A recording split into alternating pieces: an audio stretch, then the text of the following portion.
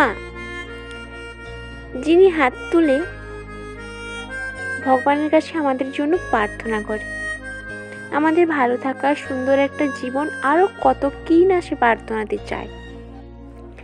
মা পৃথিবীর এমন একটা শব্দ যার মানে অনেকের কাছে অনেক রকম। কারো কাছে জন্মদাত্রী, জন্মদায়িনী, গর্ভধারিণী, আবারও কারো কাছে তার বন্ধুত্ব এবং তার সর্বস্ব। কিন্তু মা শব্দের আক্ষরিক অর্থ হলো জ্বালাতনের সর্বোচ্চ রোবট। 2 হাত নয়, যেন তার 10 হাতে বাড়ির সমস্ত কাজ সামলে সবসময় বাবুর পেছনে পড়ে থাকা।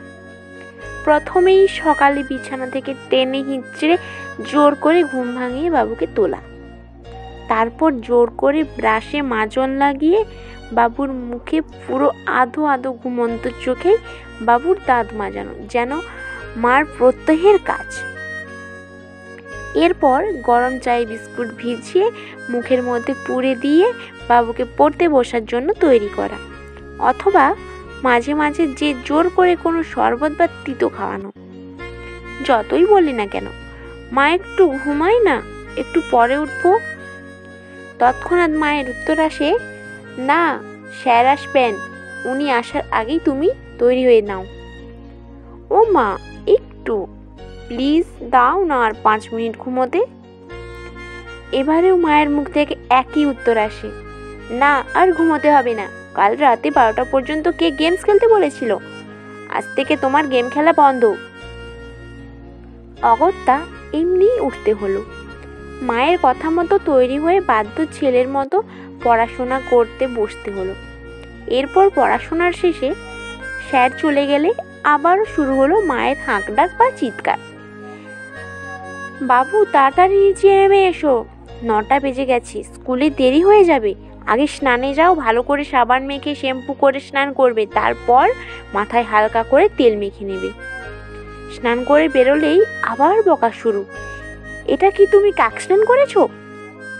পছন্দ না হলে আবারও বাথরুমে নিয়ে গিয়ে শাওয়ার খুলে ভালো করে ঘষে ঘষে সাবান মাখিয়ে তবেই না তার শান্তি।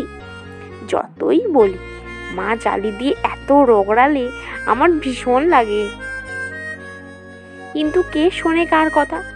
সব সময় বলবে, তুমি চুপ করে দাঁড়িয়ে থাকো, এত বড় ছেলে এখনো ঠিকমতো স্নান করতে পারো না। আর প্রতিদিনের বাঁধা রুটিনে ঠিক স্কুলের জামা কাপড় হাতে নিয়ে ঠায় দাঁড়িয়ে থাকবে, যেন 1 সেকেন্ডও সময়ের অপচয় না হয়। বুঝতেও চায় না আমি এখনো বাচ্চা আছি, সে মাত্র 7-এ উঠেছি। সময়ের মানে বোঝার মতো বয়স এখনো আমার হয় না, অথবা আমি এখনো সময়ের মানে বুঝি না এবং সময়ের দামও জানি না। এরপর শুরু হলো আরেক জ্বালাতনের পর্ব, বাবু এটা খাও, বাবু ওটা খেয়ে নাও, সব মাছটা খেয়ে নেবে, আমি কাঁটাগুলো বেছে দিচ্ছি। ডালটা ভাতের মধ্যে ঢেলে অল্প অল্প করে ভাত মেখে খাও, কিংবা বলবে ডাল দিয়ে ভাতটা মেখে দেবো আর সবজিটা যেন পড়ে না থাকে। ক্লাসের সব জলটা শেষ করবে কিন্তু, আর শেষে নুন লেবুটা খাবে। উফ, আর পারা যায় না। এরপর টাই পরিয়ে, চুল আঁচড়িয়ে, মোজা ও বুট পরিয়ে 9:30 স্কুলের বাসে হাতে ধরে তোলা। বাসে ওঠার সময়ও ফাঁক নেই, বাবু সাবধানে যাবে, টিফিনটা শেষ করবে, স্কুলে একদম দুষ্টুমি করবে না, ভালোই থাকবে, বন্ধুদের সঙ্গে ভালো ব্যবহার করবে, টিফিনটা ভাগাভাগি করে খাবে, শিক্ষকদের সাথে কথা অমান্য করবে না, ইত্যাদি ইত্যাদি। এত কিছু বলার পরও শেষ নেই, বা সব বলা শেষ হয়ে গেলে বাবু একটা চুমু দাও, অমনি গালটা বাড়িয়ে দেবে। অগত্যা কোনো উপায় না দেখে চুমু দিতেই হবে, তাতেও তার শান্তি নেই। হঠাৎ করে নিজের ঠোঁটটা বাড়িয়ে দিয়ে, বাবু আমি একটা চুমু নিই। বেচারা বাবু কি আর করে, হাতে একটু থুতু নিয়ে নিজের হাতে ঘষে দিয়ে দৌড়, আর সঙ্গে সঙ্গে আনন্দে হাসতে হাসতে হাত নেড়ে গান ধরে, হো নেই সকতা, হো নেই সকতা। এপাশে বাবুর কাণ্ড দেখে মাও মুচকি হেসে বলে, ঠিক আছে পরে দেখে নেব।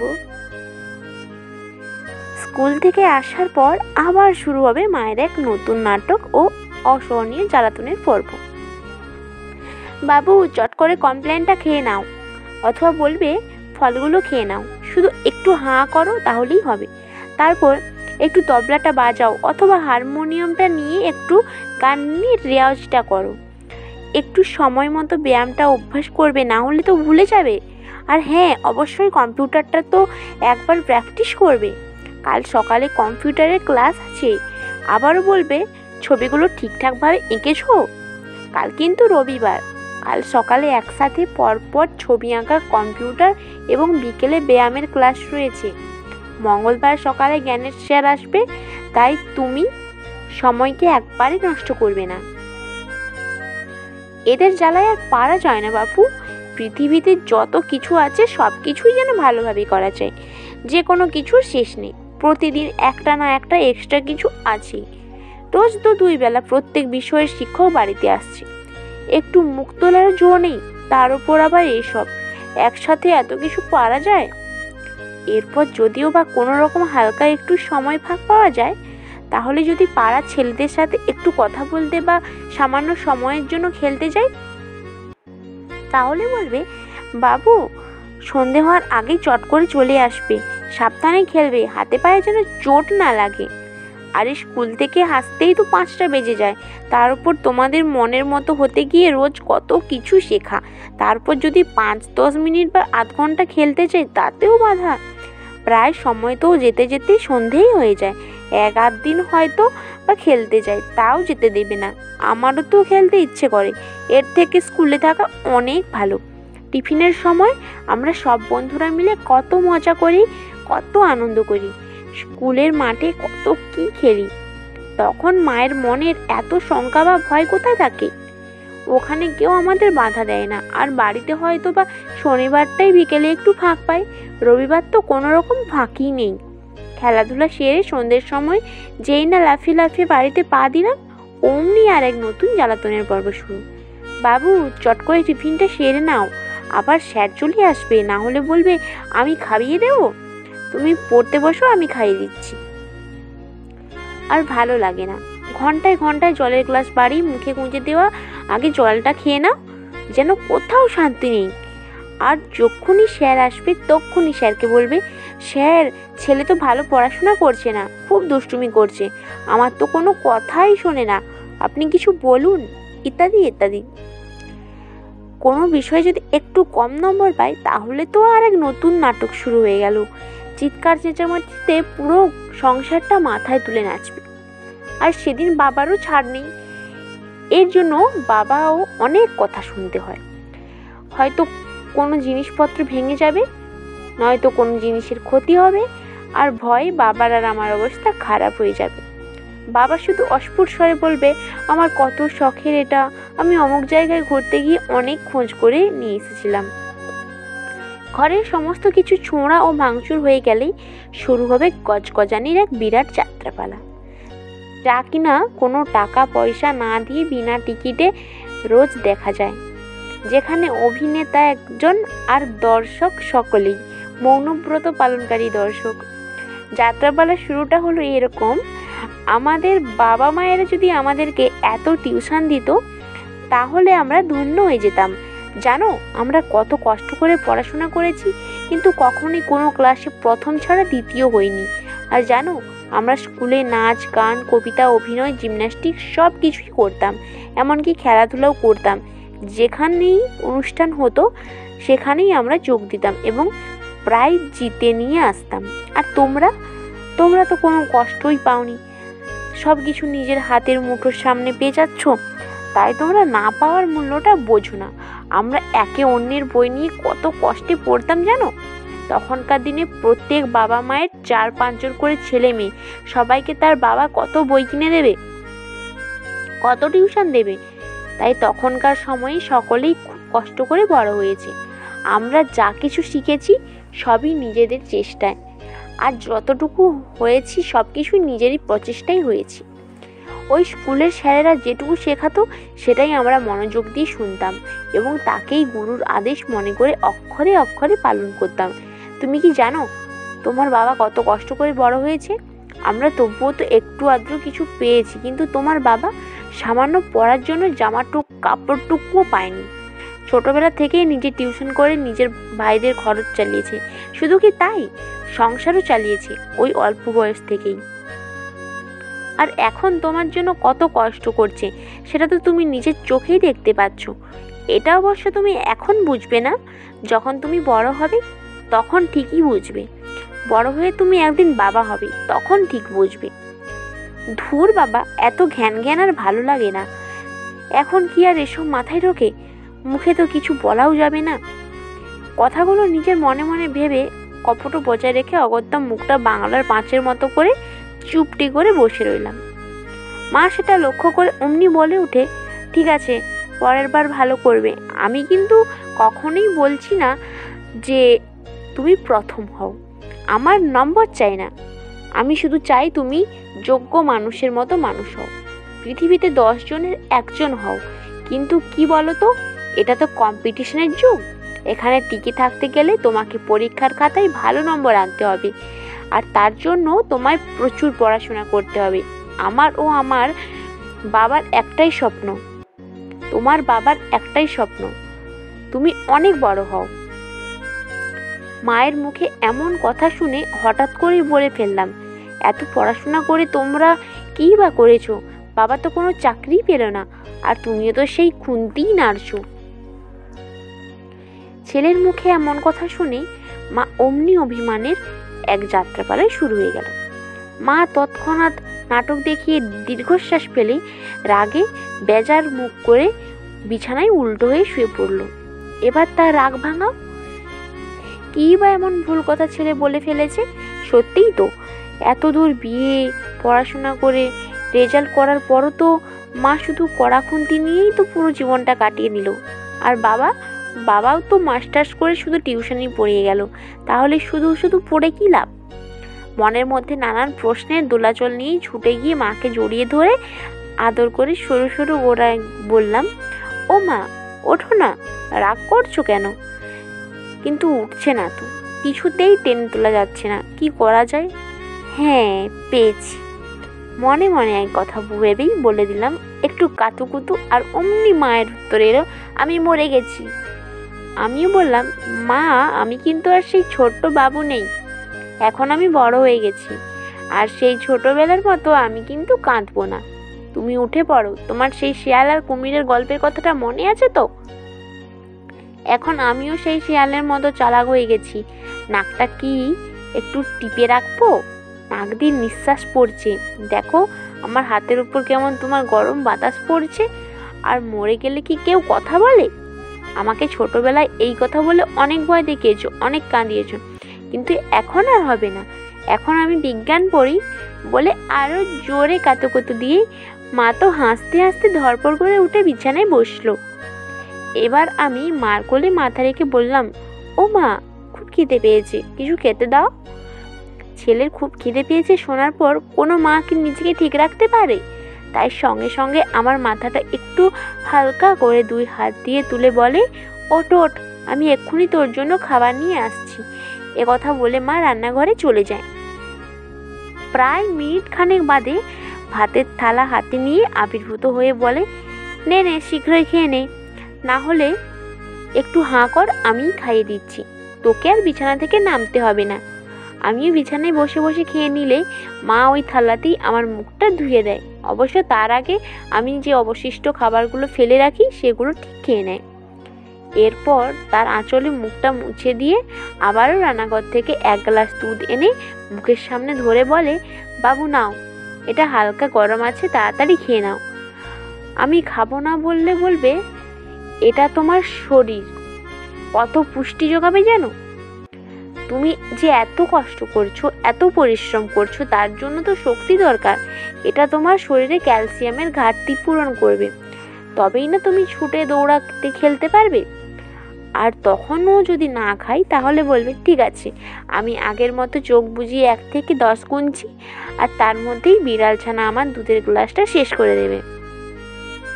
আমি আগের মতো দুধটা দেখতে না পেয়ে যখন খোঁজ করব, তখন তুমি বলবে ওটা বিড়ালে খেয়ে নিয়েছে। আমি তখন তোমার ঠোঁটের উপর সাদা আস্তরণ দেখে তোমায় জড়িয়ে ধরে বলবো, এই তো আমার বিড়াল ছানা, কেমন? না না মা, এখন আর তোমায় অত নাটক করতে হবে না, আমি এখন তোমার অভিনয় সব ধরতে পারি। তার চেয়ে বরং তুমি গ্লাসটা আমার হাতে দাও, যতক্ষণ না গ্লাসটা ফাঁকা হয় ততক্ষণ তো তোমার শান্তি নেই, আর দুধ তো আমার প্রিয়, দাও দাও। বলেই ডান হাত বাড়িয়ে দুধের গ্লাসটা হাতে নিয়ে এক নিঃশ্বাসে গ্লাসের সমস্ত দুধটা শেষ করে মার হাতে গ্লাসটা উপুর করে দিয়ে দিলাম। বাঁ হাত দিয়ে মুখটা মুছে নিয়ে এবার যেই না একটু মার মোবাইল ফোনটা নিলাম, অমনি আবার জ্ঞানের ঝুলির ঘন্টা ঢং ঢং করে বাজতে শুরু করলো। একটু গল্পের বইগুলো পড়ো না, ওইভাবে গেম খেলে নিজের সময় আর চোখটাকে নষ্ট করো না। মার কথা শুনে যেই না উত্তর দিলাম, মা আমি তো সমস্ত গল্পের বইগুলো শেষ করে ফেলেছি, এখন আমি কি পড়বো? ওগুলো তো সব তোমাদের বড়দের বই। আমার কথা শেষ না হতে হতেই বাবার আগমন ঘটে। বাবাকে দেখেই নাটকের আবার এক নতুন পর্বের সূচনা হয়ে গেল। কাল সকালেই রায় এন্টারপ্রাইজ থেকে ওর জন্য বাচ্চাদের ভালো ভালো গল্পের বই নিয়ে আসবে, আর তুমি তোমার বাবুকে বলো বড় বড় মনীষীদের জীবনীগুলো পড়তে। মার মুখে এমন কথা শুনে আমি তো বিস্ময়ে হতবাক। ও মা, আমি এখন থেকে মনীষীদের জীবনী পড়বো? আমি তো এখনো অত বড় হইনি। আচ্ছা বাবা তুমি বলো, তোমরা কি এই বয়সে এত পড়াশোনা করতে? বাবা এখন কার দিকে যাবে? দুই দিকেই তো আবহাওয়া ভীষণ উত্তপ্ত। তাই বাবা মাথাটা ঠান্ডা করে সংযত হয়ে বললেন, না কথাটা ঠিক, আমরা এই বয়সে এতটা পড়তাম না, বেশিরভাগ সময় খেলাধুলা এধারে ওধারে ঘুরে বেরিয়ে জলে সাঁতার কেটে গাছে গাছে চড়ে কাটিয়েছি। তাই দেখো না জীবনে আমি কিছুই করতে পারলাম না, এখনো ঘুরেই কাটাচ্ছি। তখন যদি পড়াশোনাটা মন দিয়ে করতাম তাহলে কি আজ এইভাবে কষ্ট করতে হতো? আর শোনো, কালকে তোমায় কিছু নতুন বই কিনে দেব, তুমি মনে করে নামগুলো লিখে রাখবে। ধুর, আর পারা যায় না, যেন মনে হয় আমি একটা যন্ত্র বা মেশিন, যেদিকে ঘোরাবে সেদিকেই ঘুরতে হবে, যা বলবে তাই শুনতে হবে। আমার কি নিজস্ব কোনো ইচ্ছা নেই? রাগে গজর গজর করে মার ফোনটা ফেলে দিয়ে বাবার ফোনটা হাতে নিয়ে গেম খেলতে শুরু করলাম। রাত 12টার সময় বাবা বকুনে দিলে গেম খেলা বন্ধ করে বাবা মায়ের মাঝে ঘুমিয়ে পড়লাম। পরদিন আবার একই রকমভাবে জীবনের শুরু। জীবনটা যেন বড্ড একঘেয়েমি, শুধুই পড়া আর বাবা মার স্বপ্ন পূরণ করা। আমার নিজের বুঝি কোনো স্বপ্ন নেই? অবশ্য মা তো বাবাকেও ছাড়ে না। সকালে ঘুম থেকে উঠেই ঝগড়া শুরু হয়। বাবা কেন বাজার থেকে পেঁয়াজটা টমেটোটা আনলো না, মাছগুলো কেন এত দেরি করে আনলো, একটু কি হাত দিয়ে দেখে নিতে পারে না? সবজিগুলো এত কেন নিয়ে এসছে, তেল মশলার বেলায় কম, মাংসটা আনার সময় রসুনের কথাটা মনে রাখা উচিত ছিল, অথবা কারেন্টের বিলটা সঠিক সময়ে পৌঁছে দিল না কেন, কেবিলটা ঝিলঝিল করছে তাই কেবিলের ছেলেগুলোকে এখনো কেন খবর দিল না, ইত্যাদি ইত্যাদি নানা বিষয় নিয়ে রোজ খুনসুটি ঠিক লেগেই থাকে। অবশ্য বাবাও কম যায় না, মাঝে মাঝে রেগে যায়, মাথা গরম করে মাকে দু এক কথা শুনিয়ে দেয়। কখনো কখনো আর সহ্য করতে না পেরে কামারের এক ঘা বসিয়েও দেয়। আবার মাঝে মাঝে মুচকি মুচকি হেসে সেখান থেকে প্রত্যাবর্তন শুরু করে। ওগুলো অবশ্য বাবার মনের উপর নির্ভর করে। তারপর কিছুক্ষণ পর যখন বাবা আবারও বাড়ি ফিরে আসে, তখন মায়ের চুরচুরি বাজনাটা ঠিক নতুন করে চালু হয়ে যায়। বাবার হাতে ঘা খেয়েও শান্তি হয় না। আমি বুঝতে পারি না, যতক্ষণ বাবা বাড়িতে না থাকে ততক্ষণ মা শান্ত হয়ে বাড়ির সমস্ত কাজকর্ম করে, মুখ দিয়ে একটাও কথা বেরোয় না। কিন্তু বাবাকে দেখলেই আমার শান্ত মা কেমন যেন অশান্ত হয়ে যায়। যাই না বাবার গাড়ির আওয়াজ বা সাইকেলের বেলের আওয়াজ শুনতে পায়, অমনি নিজের ব্যান্ড পার্টি বাজাতে শুরু করে। এতে তার কি যে লাভ হয় কে জানে, কিন্তু এটা তার নিত্যদিনের ব্যাপার। ঠাকুরের ফুল একদিন বিশ্রাম যায়, তো মায়ের মুখের ফুলঝুরি কিন্তু কোনোদিনও বন্ধ হয় না, ওটা সবসময় জ্বলতেই থাকে। আর ওর আলোর আভা আমার ওপর ঠিকরে ঠিকরে পড়ে। কালী পুজোর দিন মনে হয় বাজির দরকার হবে না, দুজনকে শুধু এক জায়গায় জড়ো করে দিলেই কালী পুজোর সব বাজি একসাথেই ফাটতে শুরু করবে। আর এই ঝগড়াটা শেষ হয় আমি কেন পড়তে বসলাম না বলে, তার উপর ভিত্তি করে। অর্থাৎ যত দোষ নন্দ ঘোষ, নিজেদের ঝগড়ার রেস গিয়ে পড়বে আমার উপর। আমাকেই দুজনের ঝগড়া মেটাতে হবে, দুজনকে সামলাতে হবে, দুজনকে ঠেলে ঠেলে একে অপরের থেকে দূরে সরাতে হবে, আবার আমাকেই কথা শুনতে হবে। আবার নিজের রাগ সামলাতে না পেরে আমার উপরেই মা রাগ দেখাবে। মানেটা হলো কিছুটা এরকম, ভোটে না জিততে পেরে বাড়িতে এসে বউকে মারে, অর্থাৎ নিজে বাবার সঙ্গে গায়ের জোরে কথায় অথবা নীরবতা বা নিস্তব্ধতায় কোনোটাতেই পেরে উঠবে না, গোহারা হেরে যাবে, আর নিজের হার স্বীকার করতে না পেরে ভিতরে ভিতরে ফুঁসবে এবং সমস্ত রাগ আমার উপরেই দেখাবে। সব মায়েরাই এরকমই হয়, তার চাওয়া পাওয়া সব কিছুই আমাদের জন্য। সে হয়তো মুখে বলে না, কিন্তু ভালোবাসে মন থেকে। সে যতটা আমাদের ভালোবাসে ততটুকু ভালোবাসা আমরা কোনোদিনও হয়তো ফেরত দিতে পারবো না, কোনোদিনও না। কারণ স্বয়ং সৃষ্টিকর্তা তার বুকে ভালোবাসার সমুদ্র গড়ে দিয়েছেন তোমার জন্য। আর সেই একমাত্র মানুষ যে সৃষ্টিকর্তার কাছে হাত জোড়ো করে চেয়ে যে আমাদের মঙ্গল নিয়ে আসেন, আর সেই মেয়েটা আমাদের মা। আমার এই আজকের গল্পটা যদি আপনাদের ভালো লেগে থাকে তাহলে অবশ্যই কমেন্ট করে জানাবেন কেমন লেগেছে, আর লাইক করতে ভুলবেন না।